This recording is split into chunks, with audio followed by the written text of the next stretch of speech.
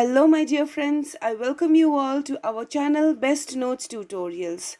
In this video, we will learn some useful meanings of difficult words, and those words can be used in refining your write-up, refining your skills when you speak, okay? So when you communicate, these words are going to be very useful. So without much ado, let's begin with the class. So here the title that I have given to my video is meaning to the difficult words to enhance our writing and speaking skills. Enhance means to upgrade, किसी भी चीज़ को बेहतर बनाना, ठीक है? जो चीज़ already है उसको बेहतर बनाना, उसमें कुछ चीज़ें ऐड करके. तो हमारे इंग्लिश को अच्छा बनाना है, उसको स्टैंडर्ड वे में बोलना है और लिखना है, तो हम लोग को कुछ वर्ड्स जानना है और कुछ वर्ड्स हम लोग नेक्स्ट वीडियो में जानेंगे. तो चलिए स्टार्ट करते हैं first word of the video. Friends, let's move to the discussion of each and every word. So the first word which I have chosen is myrtle. Pronunciation will be myrtle. We write it like this, M-Y-R-T-L-E, but the pronunciation will be of only M-R-T-L, myrtle. Okay, so this means henna. Henna, the green color leaves which we apply on our hands and our head also. On hand ladies apply, and on head it can be applied by both girls and boys. Okay, so this is henna. Usually we call it mehendi, but particular English term is myrtle. Alright, let's make sentence with it.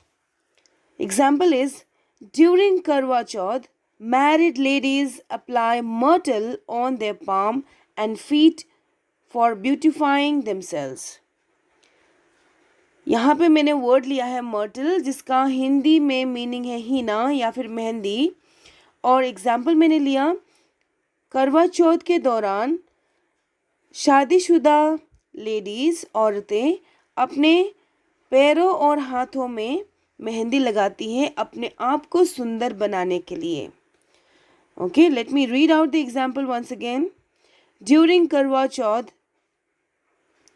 married ladies apply myrtle on their palm and feet for beautifying themselves. I hope ये word का meaning और example आपको समझ में आ गया होगा. चलिए चलते हैं नेक्स्ट वर्ड में, जिसका प्रोनाउंसिएशन है mitigate. Our next word is mitigate. Mitigate means to lessen, to decrease. Okay, especially negative things. Say for example, two boys are fighting.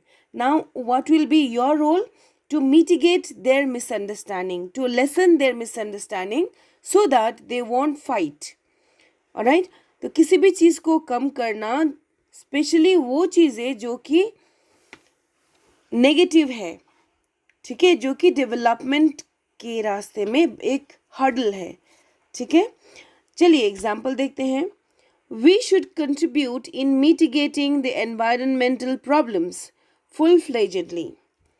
हम लोगों को एनवायरमेंटल प्रॉब्लम, जो प्रकृति से रिलेटेड प्रॉब्लम्स है, उसको घटाने के लिए कंट्रीब्यूट करना चाहिए फुल फ्लेजेडली, दिलो जान से.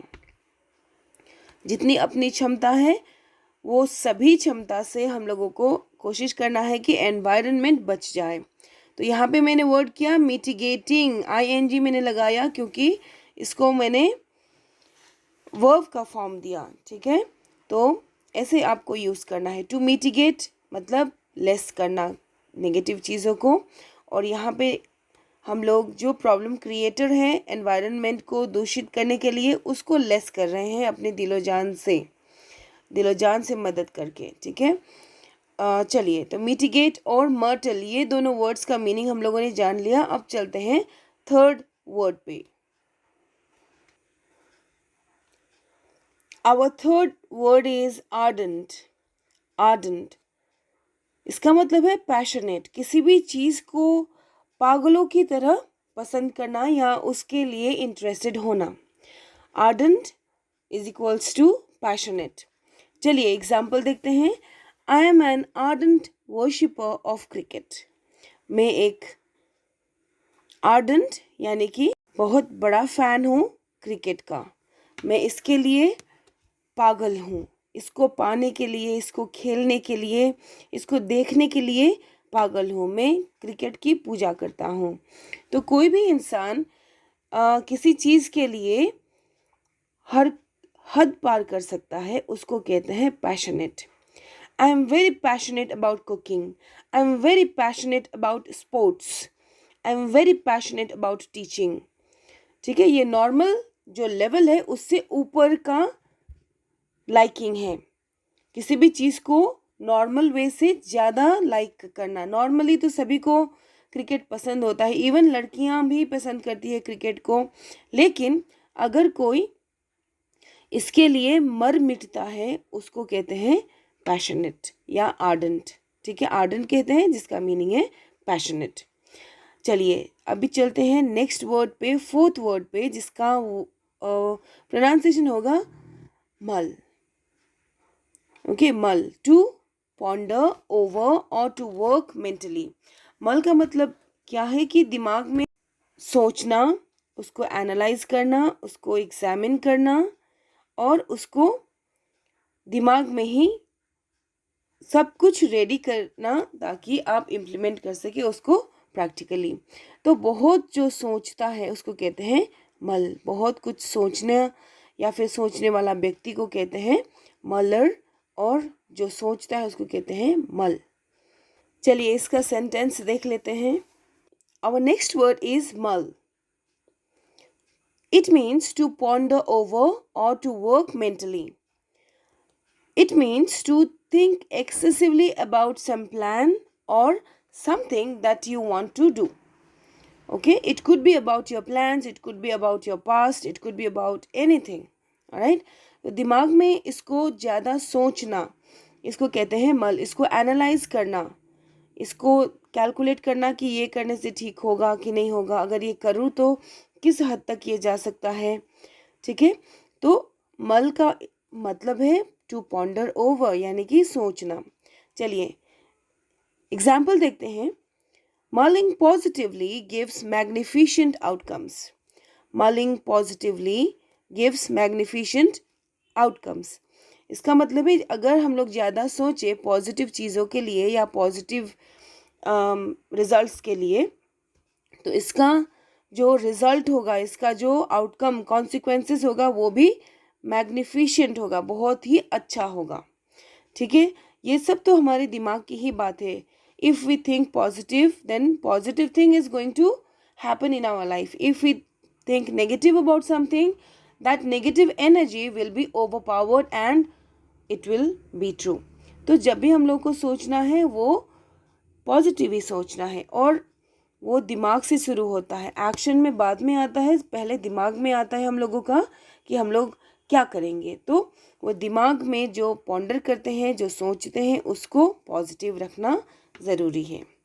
चलिए नेक्स्ट वर्ड पे हम लोग जाते हैं और इसकी ज़रूरत हम सभी को है। तो वर्ड है बीफ अप। अब बीफ सुन के ये मत सोचिएगा कि हम लोग कुछ मीट की बात कर रहे हैं, इसका मतलब वो नहीं है। इसका मतलब है, फर्स्ट ऑफ ऑल मैं बता दूँ, ये एक फ्रेजल वर्ब है। फ्रेजल वर्ब में दो या दो से ज़्यादा वर्ड्स होते हैं और कंबाइन होके एक अलग सा वर्ड मीनिंग आता है। तो वही है बीफ अप। बीफ अप का मतलब है स्ट्रेंथन करना। ठीक है, किसी भी चीज़ को स्ट्रॉन्ग बनाना, मेंटली भी और फिजिकली भी। ठीक है, बीफ अप मतलब स्ट्रेंथन करना। ये ज़्यादा यूज़ होता है मोटिवेशन, मेंटल स्ट्रेंथ से रिलेटेड। तो हमको कैसे यूज़ करना है देखते हैं।